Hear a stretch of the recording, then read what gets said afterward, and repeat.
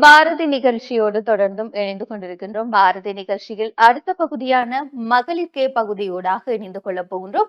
பெண் சார்ந்து பெண்களுக்கு ஏற்படக்கூடிய நோய்கள் சார்ந்தும் அவற்றுக்கான தீர்வுகளாகவும் மற்றும் பெண்கள் ஆரோக்கியமாக இருப்பதற்கு எவ்வாறான விடயங்களை எல்லாம் கடைபிடிக்க வேண்டும் என்பது பற்றிய மருத்துவர்களுடைய ஆலோசனைகள் நிறைந்த பகுதியாகவே இந்த பகுதியானது அமைந்துள்ளது. அதையும் தாண்டி நீங்களும் உங்களுக்கு இருக்கக்கூடிய சந்தேகங்கள், அதாவது ஆரோக்கியம் சார்ந்து இருக்கக்கூடிய சந்தேகங்களை எங்களுக்கு அனுப்பி வைக்கின்ற பட்சத்தில் எதிர்வரும் நிகழ்ச்சிகளின் மூலமாக அதற்கான தீர்வுகளும் வழங்கப்படும். அதற்காக அனுப்பி வைக்க வேண்டிய தொலைபேசி இலக்கம் 0757100555 என்ற தொலைபேசி இலக்கத்திற்கு வாட்ஸ்அப்பின் மூலமாகவோ குறுஞ்செய்தியின் மூலமாகவோ அனுப்பி வையுங்கள் என்பதையும் கூறிக்கொண்டு தொடர்ந்தும் மகளிர் கே பகுதியூடாக இணைந்திருக்கலாம்.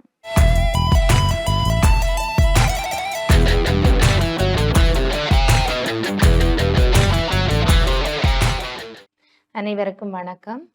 நான் டாக்டர் நித்யபிரியா சிவராம்.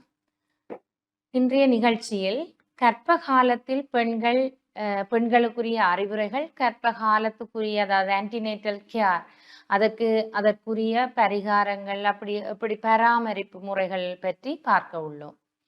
ஒரு கர்ப்பிணி பெண் ஏன் கருதப்படுகிறாள் முக்கியமாக என்று சொன்னால், அவள் தன்னை மட்டுமன்றல்ல, உள்ளுக்கு ஒரு கருவை சுமந்து கொண்டிருக்கின்றாள். அதாவது ஈருயிர்காரி என்று அவளை சொல்லுவோம். அப்ப அவளுக்கு ஒரு கேர் அதாவது பராமரிப்பு முக்கியமான ஒரு விஷயமாக இருக்கிறது.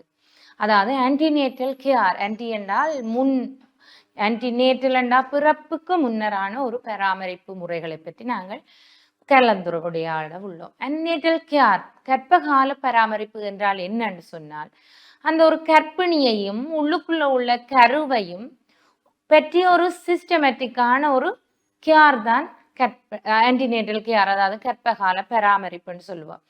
இது ஒரு பீரியோடிக் நேச்சரா, அதாவது ஒரு காலத்துக்கு காலம் ரெகுலரா அவ நாங்கள் பராமரிப்புக்கு உட்படுத்தப்பட்டு அவ ஒரு ஹாஸ்பிட்டல்லையோ அல்லது பிரைமரி ஹெல்த் கேர் சென்டர்லையோ அவ ஒரு விசிட்ஸ் மேற்கொள்ளுவா. அப்ப இது ஒரு ரெகுலரான ஒரு பீரியோடிக் நேச்சர்ல அவன் விசிட்ஸ் இருக்கும். எப்ப இந்த விசிட்ஸ் அவ அதாவது ஒரு பிஎம்சியில போய் அவ ரெஜிஸ்டர் பண்ணுவான்னா, தான் எப்பொழுது கர்ப்பம் என்று அவ தன்னையே இனங்காண்றாவோ அன்றிலிருந்து அவளோட விசிட்ஸ் ஆரம்பமாகும். அதுதான் அவளோட ஃபர்ஸ்ட் விசிட்டா இருக்கும். அதுக்கு பிறகு ஒரு பீரியோடிக் நேச்சரா வந்திருக்கு. இதன் மூலம் ஒரு தாய் தன்னுடையதும் அதாவது தாயினுடையதும் உள்ளுக்குள்ள உள்ள கருவும் சுகமாக வளர்ந்து அதன் டெலிவரி டைம் ஒரு ஹெல்த்தியான மதரையும் ஹெல்த்தியான பேபியையும் டெலிவர் பண்றதுதான் எங்களோட நோக்கமாக இருக்க போகிறது. அப்ப ஆன்டினேட்டல் கேருங்களுக்கு என்னத்துக்கு தேவை என்று சொன்னா, ஒரு ஹெல்த்தியான மதரையும் வெல்த்தியான பேபி, ஹெல்த்தி அண்ட் வெல்த்தியான பேபியையும் பெறுறதுதான் இதன் நோக்கமாக இருக்க பொழுது இது நோமலாக வரும். அதோட எங்கேயாவது பிரெக்னன்சி டைம், கர்ப்ப காலத்துல ஏதாவது காம்ப்ளிகேஷன்ஸ், ஏதாவது அவ ஏதாவது ஒரு உபத்திரவமான ஒரு டிசீசஸ் அல்லது அவ ஒரு கர்ப்ப காலமே சிலது, அதாவது உயர் குருதி அமுக்கம், நீரிழிவு போன்ற நோய்கள் இருந்தால் அதனை ஏர்லியாக டிடெக்ட் பண்ணி அதை என்ன டெலிவரியின் பொழுது அவக்கு ஒரு லேபரை எப்படி நாங்கள் தயார்படுத்துறதுன்றதையும் பற்றி முதலே அவ அதுக்குரிய நடவடிக்கைகளை ஏற்படுத்துறது. மற்றது எதிர்காலத்துல லேபர் டைம் ஏதாவது மிஸ்மேனேஜ்மெண்ட், அதாவது லேபர் மேனேஜ்மெண்ட்ஸ் பிரச்சனை ஏதாவது வருதுன்னு சொன்னது, அதாவது அதை ஏர்லியாகவே அவ டிடெக்ட் பண்ணி அதை ப்ரிவென்ட் பண்ண வேண்டும். ஏற்கனவே மெட்டர்னல், அதாவது தாய் பிள்ளைய சுமக்கிற காலத்துல அவ பிசியோலஜிக்கலா, உடல் தொழிலியலா, சைக்காலஜிக்கலா, அதாவது உளவியலா பாதிக்கப்பட்டிருப்பா. அப்ப அதை மெட்டர்னலியா, பிசியோலஜிக்கலியா, சைக்காலஜிக்கலியா அவ என்ன செய்யணும்னு சொன்னா ப்ரிப்பேர் பண்ணணும். எதுக்காக? லேபருக்காக ப்ரிப்பேர் பண்ண வேண்டும். இப்படியான ஒரு கொஞ்சம் நோக்கங்கள் இருக்கு.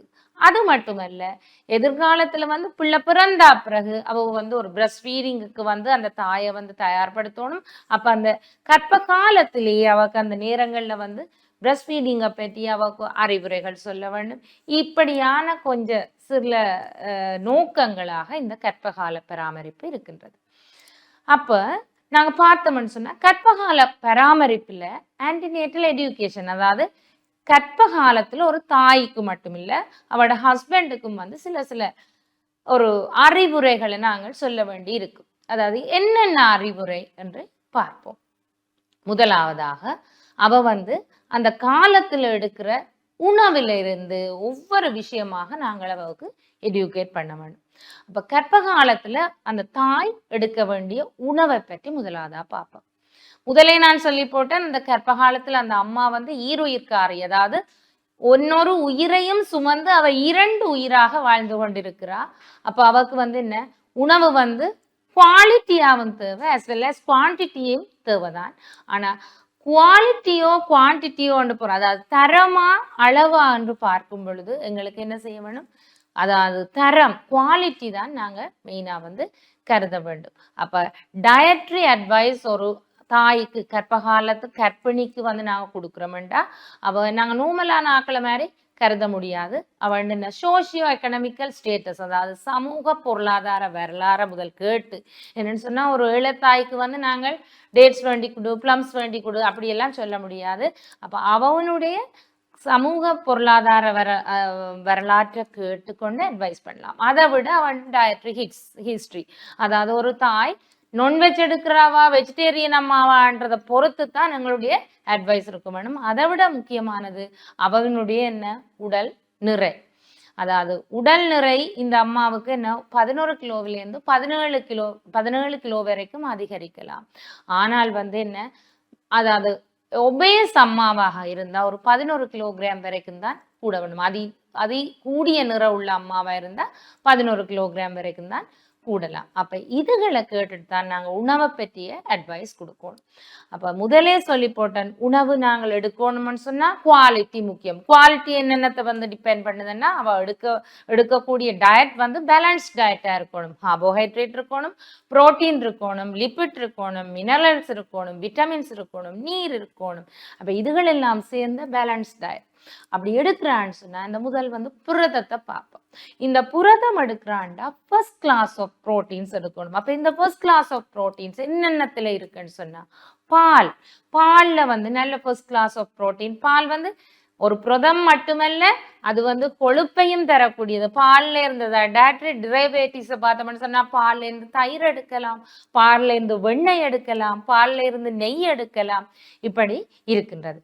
அப்ப நாங்கள் இதை வந்து எடுக்கலாம். அப்ப அடுத்ததாக வந்து பார்த்தோம்னு சொன்னா என்னென்னது முட்டையில இருக்கு புரோட்டீன், இப்படி எடுக்கலாம். அத்துடன் மட்டுமல்ல, அடுத்ததா கார்போஹைட்ரேட்னா கர்ப்பகால அம்மாவுக்கு முளைவிட்ட பயறு, அது வந்து அந்த கர்ப்பகாலத்துல வந்து அவருக்கு வந்து என்ன செய்யும்னு சொன்னா வயிறு நெஞ்சு எல்லாம் எரிச்சலா ஒரு வயிறெல்லாம் அப்டோமன் பிளாட்டிங்கா இருக்கும். அப்ப அதை வந்து தவிர்க்கிறக்காண்டி இவ வந்து முதல் நாளே வந்து ஒரு 8 மணி போல பயரை ஊற விட்டா அதை வந்து ஒரு 10 மணி போல முடிச்சா கட்டி வச்சு விட்டா அது இரவு 10 மணிக்கு எடுத்து பார்த்தோம்னா முளை விட்டுரும். அப்ப அவ அதை எடுத்து சாப்பிடும் பொழுது லேசான டயட்டாகவும் இருக்கும். இன்றைய நிகழ்ச்சியில் உணவு பற்றி பார்த்து கொண்டிருந்தோம். இனி அடுத்த நிகழ்ச்சி மீதியை தொடருவோம். நன்றி.